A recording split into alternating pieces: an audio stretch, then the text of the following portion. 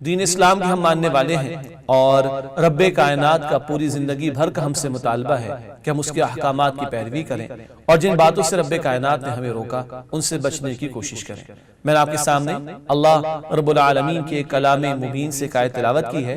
سورۃ البقرہ کی آیت نمبر 208 ہے۔ اللہ تعالیٰ فرماتے ہیں یا ایھا الذین آمنوا ادخلوا فی السلم کافۃ، اے وہ لوگوں جو ایمان لائے ہو اسلام میں پورے کے پورے داخل ہو جاؤ، ولا تتبعوا خطوات الشیطان، اور شیطان کے نقش قدم کی پیروی نہ کرنا، انہ لکم عدو مبین، بے شک وہ تمہارا کھلا دشمن ہے۔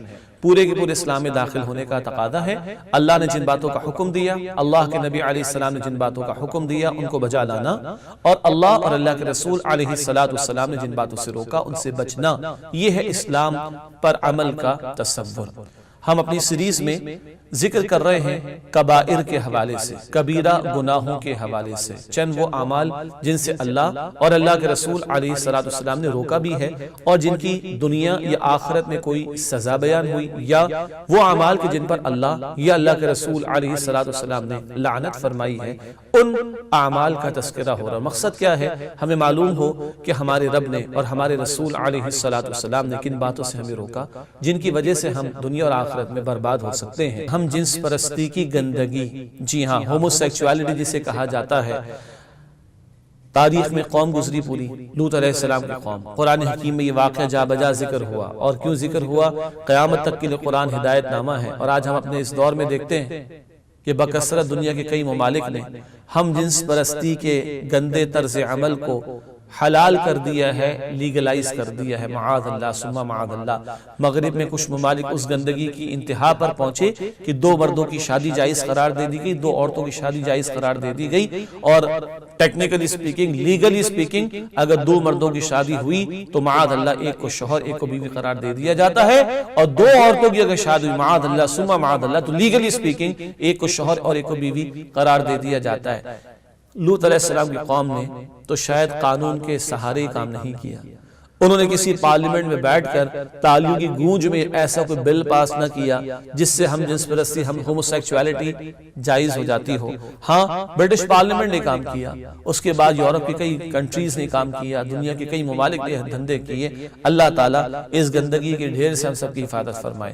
قرآن حکیم کا جب ہم مطالعہ کرتے ہیں تو لوط علیہ السلام کی قوم اس گندگی کے عمل میں مبتلا تھی، حتیٰ کہ اللہ نے انسانی شکل میں فرشتوں کو بھیجا ان کی آزمائش کے لیے، اور وقت کے پیغمبر کو انہوں نے پریشان کیا لوط علیہ السلام کو کہ وہ فرشتے انسانی شکل میں مگر نوجوان لڑکوں کی شکل میں مہمان بن کر آئے تھے لوط علیہ السلام کے پاس، اور قوم نے ان کے ساتھ برا ارادہ کرنا چاہا۔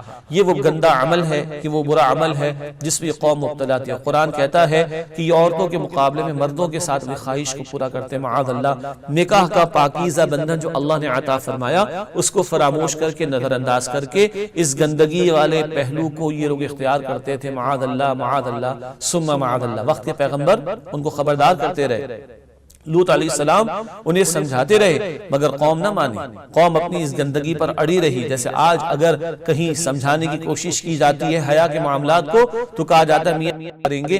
یہ جو حرکتیں آج ہمیں دکھائی دیتی ہیں، صدیوں پہلے یہی انداز لوط علیہ السلام کی قوم کا بھی تھا۔ قرآن نے متنبی بھی کیا مگر قوم نہ مانی، پیغمبر لوط علیہ السلام ڈراتے رہے مگر قوم نہ مانی۔ پھر کیا ہوا؟ پھر اللہ کا عذاب آیا، پھر اللہ کا عذاب آیا، اور قرآن جا بجا ذکر کرتا ہے ان لوگوں کو اندھا بھی بنایا گیا۔ استغفر اللہ۔ ان لوگوں پر پتھروں کی بارش برسائی گئی اللہ کی طرف سے، مسومتاً، ہر پتھر وہ نشان زدہ تھا، ٹارگیٹڈ تھا، کس کو جا کے لگنا ہے۔ آسمان سے پتھروں کی بارش بھی ان پر برسائی گئی۔ پھر قرآن بتاتا ہے کہ ان کی بستی کو اوپر لے جا کے پٹخ دیا گیا، اور پھر قرآن یہ بھی بتاتے کہ ان کو بحر مردار میں، ڈیڈ سی میں غرق کر دیا گیا، اور ایسا غرق کیا گیا ڈیڈ سی، بحر مردار کو ڈیڈ سی یہ مردار اسی لیے کہتے کہ وہاں مچھلی بھی زندہ نہیں رہ سکتی۔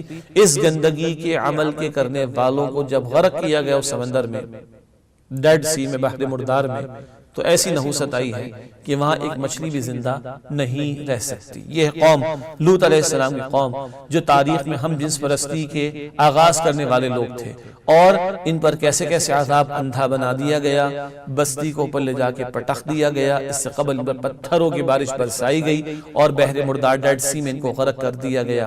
یہ انجام ہوا ہم جنس پرستی کرنے والی اس قوم کا۔ دنیا میں تو یہ عذاب ہے اور اس سے بڑھ کر عذاب وہ آخرت میں ہوگا۔ ناظرین کرام، آج ہمارے معاشروں میں بھی ہم دیکھتے ہیں، خاص طور پر شوبز کی انڈسٹری میں رہنے والے لوگ، ایلیٹ کلاس میں رہنے والے لوگ اور ویل ایجوکیٹڈ لوگ بھی، میڈیا کے لوگ بھی بعض اوقات، اور وہ دھڑلے کے ساتھ یہ بتاتے ہیں ہم فلاں لیسبین کلب کے ممبرز ہیں، ہم فلاں گیز کلب کے ممبرز ہیں، اور علل اعلان دھڑلے کے ساتھ مجموع میں آ کر یہ باتیں بھی بیان کی جاتی ہیں۔ انا للہ و انا الیہ راجعون۔ اور قرآن کتنا زندہ کلام ہے کہ قیامت تک کی تصویر قرآن پیش کر دیتا ہے۔ سورہ انبیاء کی آیت نمبر 10 میں ذکر آتا ہے، لَقَدْ أَنزَلْنَا إِلَيْكُمْ كِتَابًا فِيهِ ذِكْرُكُمْ أَفَلَا تَعْقِلُونَ۔ یقیناً ہم نے تمہاری طرف ایک کتاب نازل کی ہے لوگوں، اس میں تمہارا اپنا ذکر موجود ہے، افلا تعقلون، بس کیا تم عقل سے کام نہیں لیتے؟ ہر دور کی تصویر قرآن میں ملتی ہیں۔ اس قوم نے اجتماعی سطح پر اس گندگی کے ڈھیر کو اختیار کیا۔ آج ہم دنیا کے کئی ممالک کو دیکھ رہے کہ وہ سینہ تان کر مارچ کرواتے ہیں معاشروں میں، وہ بھی کہتے ہیں کہ آخر حرج کیا ہے؟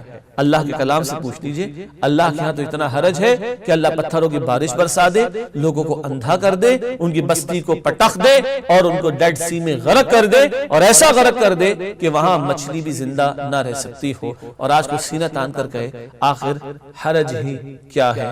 انا للہ و انا الیہ راجعون۔ سبسکرائب کیجئے ہمارے چینل اور دبائیے بیل کا آئیکن تاکہ آپ کو ریگولر نوٹیفیکیشن اپڈیٹس مل سکے۔